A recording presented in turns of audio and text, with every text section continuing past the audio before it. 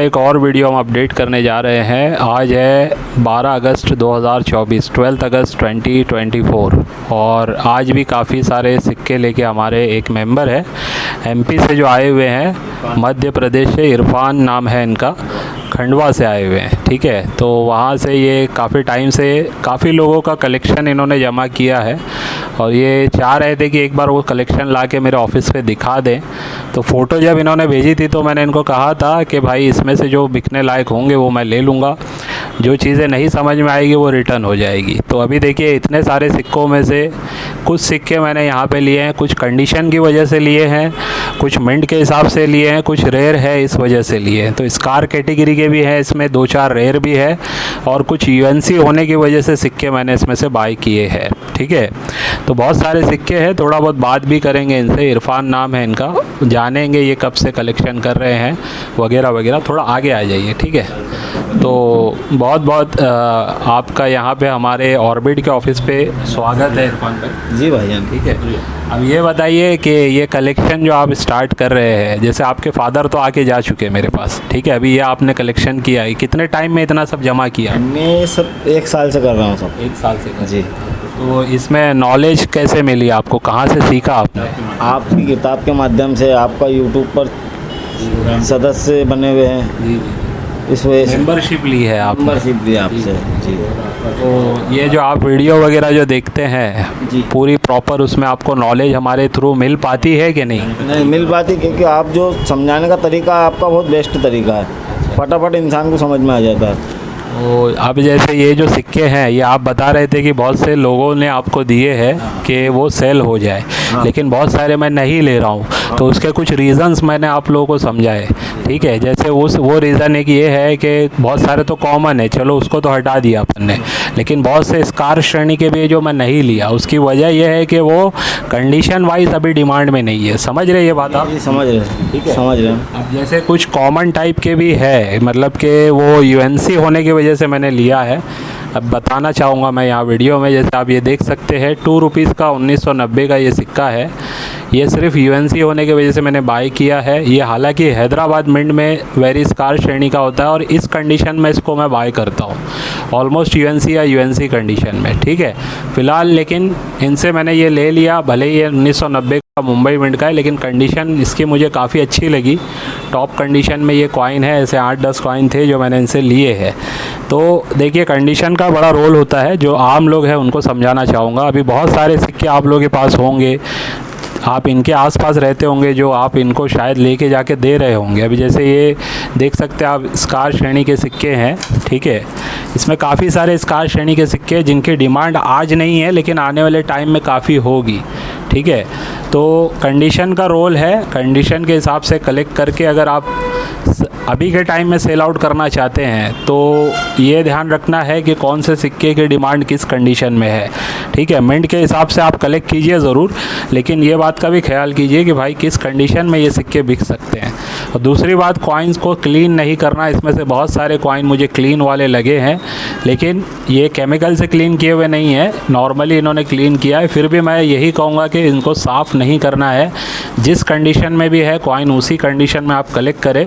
ठीक है, और नॉर्मली किस तरीके से क्लीन किया जाता है वो अगर आपको समझना है तो आपको हमारे ऑफिस पे आना पड़ेगा, वो मैं बताऊंगा, लेकिन वो हर सिक्के को साफ़ करने के लिए मैं सजेस्ट नहीं करता हूँ।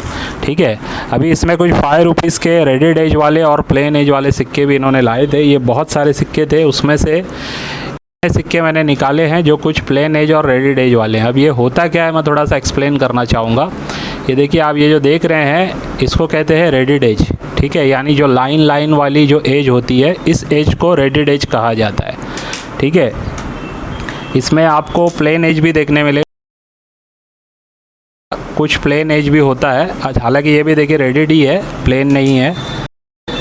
ये सब आप देख सकते हैं रेडेड एज के, ये सारे के सारे कॉइन है, यानी लाइन वाले। इसमें जो नहीं चलते वो मैं बताता हूँ आपको। एज के हिसाब से अगर आप देख रहे हो तो ये सिक्योरिटी एज इसको कहा जाता है।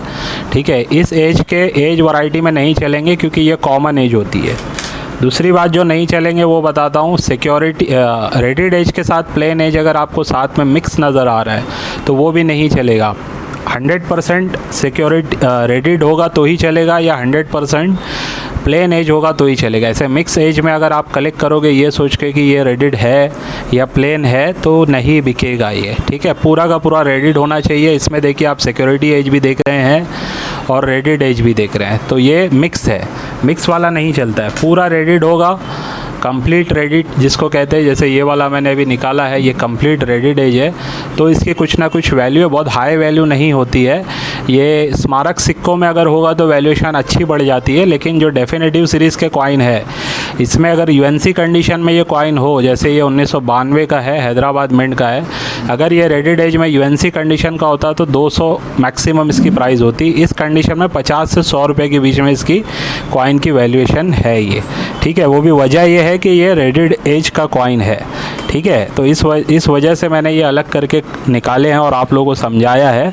तो ऐसे बहुत सारे सिक्के आप लोगों के पास भी होंगे जो आप आम चलन से कलेक्ट करते हैं, लेकिन याद रखिए सिक्कों को कलेक्ट करके उनको अलग से मिंट के हिसाब से, कंडीशन के हिसाब से जब तक आप सेग्रीगेट नहीं करेंगे तब तक आपके सिक्के बिके ये ज़रूरी नहीं है, कंपलसरी नहीं है। तो अभी इरफान जी से और थोड़ी बहुत बात करेंगे, ठीक है। वैसे आप करते हैं क्या भाई, दूसरा क्या काम करते हैं? मेरी दुकान है किराने की दुकान जी। तो वहाँ पे भी चिल्लर आता होगा आपके हाथ में? जी आता है ना, आता है। और भी लोग जो आपसे जुड़े हैं, हम मुझे देखकर कलेक्टर बन गए, तो वो भी ला के देते हैं, तो वो उनको भी बोलते जाता हूँ कि रखो। ओके, मतलब वहाँ पे ऐसे लोग हैं जो मुझे जानते हैं? जी जी, बहुत से लोग जानने लग गए जी। तो आपको बातचीत करने का जो तरीका है वो सही है। आप जो बात करते हो, जो जिस सिक्के के बारे में समझाते हो, तुरंत समझ में आ जाता है आपके। तो अभी ये जो आप कलेक्शन आप कर रहे हैं, थोड़ा आप जो प्रैक्टिकल में आपने आके देखा है, जो मैंने समझाया है, अब आगे उसी हिसाब से करिएगा। जी जी, अब यहाँ आने से थोड़ा और नॉलेज मिल गया। तो अभी कैसा है, फ़ोन पे जितनी बात होती है या बुक में जितनी बात होती है, उससे ज़्यादा बेहतर होता है हम सामने मिले, सामने बात करें। तो अभी आज का ये जो आपका प्रैक्टिकल एक्सपीरियंस रहा, इसमें जो अभी मैंने इतने सारे सिक्के आपके देखे, जो लेने लायक मुझे लगे वो निकाले, तो इससे ये तो समझ में आया होगा ना सिक्के बिकते हैं? जी जी, समझ में आया। मतलब अब तक यूट्यूब पे ही देखा होगा आपने, लेकिन आज प्रैक्टिकल देखने जी, ठीक है। तो ये मतलब ऐसा मैसेज आपके हिसाब से खंडवा वाले हैं या जो भी आपके आसपास के लोग हैं, उनको क्या बोलेंगे आप? किस टाइप के सिक्के बिकते हैं, ज़रा आप जो प्रैक्टिकल में आपने जो देखा वो बताइए। किस टाइप के आपको लगा? आप लोग जो सब ला के दे देते हो कि ये भी बिकेगा, ये भी बिकेगा, बाकी जो ज़रूरत की चीज़ है सिर्फ वही बिकती है। ऐसे हर कोई सिक्का नहीं बिकता है। आप ये भी ले आओ, मिनट वाइज बिकता है, एयर वाइज बिकता है, सब अलग अलग बिकता है। कंडीशन भी अच्छी होना। अब आप तो लाते हो, दे देते हो कि ले आओ, हमारे ले आओ, हमारे ले आओ। बराबर। यहाँ आके जब पता चला मेरे को, तो ये देखो कितना सारा ढेर लगा हुआ। बराबर। अब मैं इतनी दूर से चल के आया हूँ इतना वजन लेके। बराबर। तो मैं यही कहूँगा खंडवा में जो लोग हैं, इनको, जो लोग सोचते हैं कि ये हमारे कांटेक्ट में है, मेंबर है, तो इनको उठा के पूरे सिक्के दे दें, तो भाई पूरे सिक्के नहीं बिकते हैं, ठीक है। कल भी हमारे ऑफिस पे नागपुर से 2 लोग आए थे, उनका भी वीडियो मैं यहाँ पे डालूँगा, इसी वीडियो में अटैच करूँगा। हालांकि उनकी वीडियो में मैंने कोई बातें नहीं की है, लेकिन ऐसे ही ऑफिस पे बहुत सारे सिक्के रखे हुए थे, जिसमें से सिर्फ़ और सिर्फ मैंने उनसे कुछ चंद सिक्के ख़रीदे। वो आज भी मैं टेबल पे यहाँ पे रखा हूँ, बताने के लिए साइड में रखा हूँ, मैं अभी दिखाता हूँ आपको। इससे भी ज़्यादा सिक्के थे, उसमें से शायद मैंने इतने ही कुछ सिक्के मैंने उनके ख़रीदे, जिनकी वैल्यूएशन थी 2000 रुपया, जो मैंने उनको दिए हैं। अब ये भी जो सिक्के हैं, ये बहुत लाखों के सिक्के नहीं हैं जो मैंने ख़रीदे हैं। इनकी वैल्यूएशन मेरे हिसाब से 5,000 से 10,000 के बीच में होनी चाहिए, ठीक है। तो ऐसा भी नहीं है कि लाखों करोड़ों में बिकते। अब जो बिकने वाले सिक्के आप लाओगे, जैसे मिसाल के तौर पे यहाँ पे आप ये जो फ़ोटो में देख रहे हो ना, 1982 का 1 रुपीज़, ये 6 ग्राम वाला होता है। ये सिक्का अगर आप लाओगे तो इस कंडीशन में, नॉर्मल कंडीशन में भी आपको 20-30 हज़ार रुपये दिला सकता है। 1970 वाला जो 1 रुपया आप देख रहे हो यहाँ पे, ठीक है, ये टॉप कंडीशन में आज के टाइम में 15 से 20 हज़ार से कम में नहीं बिकता है, ठीक है। 20-22 हज़ार में भी ये सेल हो रहा है टॉप कंडीशन में। नॉर्मल कंडीशन में भी 5-7 हज़ार 10 हज़ार की रेंज में ये सिक्के बिकते हैं। तो सिक्के अगर सही आप सिलेक्ट करेंगे, उनको अगर आप बेचेंगे तो वो बिकेंगे और उनकी दाम भी अच्छी आएगी। लेकिन इसका मतलब ये भी नहीं है कि सिर्फ रेयर सिक्के ही ढूंढने हैं। स्कार श्रेणी के सिक्कों में भी वैल्यूएशन किसी किसी की आपको अच्छी मिल जाती है, या कलेक्ट करके रखेंगे तो फ्यूचर में आपको काम आ सकते हैं, क्योंकि स्कार श्रेणी के ही आगे चल के रेयर भी होते हैं। 90% सिक्के जो स्कार आज हैं वो आने वाले 5 से 10 साल में सारे के सारे रेयर 90% सिक्के हो जाएंगे, खास करके कॉपर निकल के जो स्मारक सिक्के हैं 1 रुपया, 2 रुपया और 5 रुपये के। ठीक है, इनमें अगर आप चेक करोगे ना आज से 5 से 10 साल के बाद, तो ज़्यादातर आपको रेयर ही आपको आने वाली बुक्स में नज़र आएंगे। तो मेरे हिसाब से इस वीडियो को हम यहाँ पे रोकेंगे, कंप्लीट करेंगे थोड़ा सा इरफान भाई से और कुछ बातें करके। ठीक है, तो इरफान भाई मैं नेक्स्ट टाइम जब आप आने वाले हैं, कभी भी आप आइएगा, तो मेरा ये बोलना है आने से पहले सबसे पहले करना ये है आपको जो सिक्के आपने जमा किए हैं उन सिक्कों को प्रॉपरली उसका मुझे बताना है, चाहे लिख के बताएं या फ़ोटो में बताएं। ठीक है, उसके बाद मैं उसमें से कहूँगा कि ये बिकने लायक है, कंडीशन वाइज भी लग रहे हैं बिकने लायक, तो उसको लाइएगा।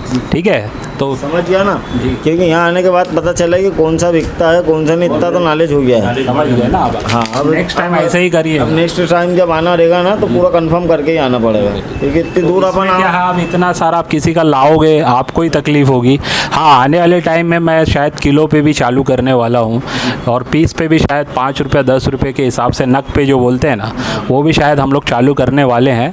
तो उसमें हो सकता है कि फिर आपकी मर्ज़ी है, आपको जो बचे हुए सिक्के हैं नग पे या फिर किलो पे बेचना होगा तो बेच के जा सकते हैं, लेकिन अभी नहीं खरीद रहे तो इतना वज़न आपको रिटर्न लेके जाना पड़ रहा है। तो आपके ज़रिए मैं सबको मैसेज देना चाहूँगा कि एग्जीबिशन में भी जो लोग भर भर के लेके जाते हैं, नहीं बिकता है तो यही सोचते हैं कि हमारा नहीं बिक रहा है, तो बिकता है लेकिन सही सिक्के होंगे तो बिकेंगे। बराबर है ना? जी जरूर, जो चीज़ लगेगी इंसान वही लेगा। बहुत अच्छा लगा ना। अब इतने सारे सिक्के हैं, ये देखिए कितना वजन है। मुझे बहुत अच्छा लगा आपको। बाकी सर्विस यहाँ की ठीक लगी आपको? बहुत बढ़िया लगी आप। बहुत दिल से बताइए। नहीं दिल से ही, सही से बहुत बढ़िया। मेरे पापा भी आते थे यहाँ पर। जी चलिए, बहुत बहुत शुक्रिया बताने के लिए, समझने के लिए।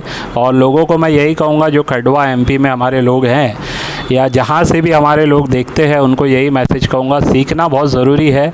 लर्न फिर कलेक्ट फिर अर्न, यानी पहले सीखो फिर कलेक्ट करो, उसके बाद अर्निंग अपने आप होगी। ठीक है, तो ये हमारा मैसेज था आज की वीडियो में और उम्मीद है आज की वीडियो से भी आपको कुछ ना कुछ सीखने समझने मिला होगा। चलिए बाय।